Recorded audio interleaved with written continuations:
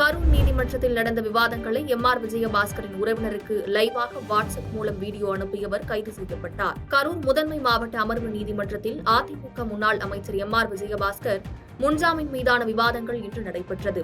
3 தரப்பு விவாதங்கள் விறுவிறுப்பாக நடைபெற்ற நிலையில் இந்த விவாதங்களை செல்போன் மூலம் வீடியோ எடுத்து விஜயபாஸ்கரின் உறவினருக்கு தமிழினியன் என்ற இளைஞர் அனுப்பியுள்ளார். இதையடுத்து நீதிமன்ற ஊழியர்கள் தமிழினியனை பிடித்து மாவட்ட நீதிபதி சண்முக சுந்தரம் முன்பு ஆஜர்படுத்தினர். பின்னர் இளைஞரை காவல் நிலையத்தில் ஒப்படைக்குமாறு நீதிபதி சண்முக சுந்தரம் உத்தரவிட்டார். இதையடுத்து நீதிமன்றம் தமிழினியனை தான்தோன்றன்மலை காவல் நிலையத்தில் ஒப்படைத்தனர். பின்னர் அந்த இளைஞரை காவல்துறை கைது செய்து சிறையில் அடைத்தனர். பாதகம் செய்பவரை கண்டால் நாம் பயங்கொள்ளலாகாது பாப்பா, மோதி மிதித்து விடு பாப்பா, அவர் முகத்தில் உமிழ்ந்து விடு பாப்பா.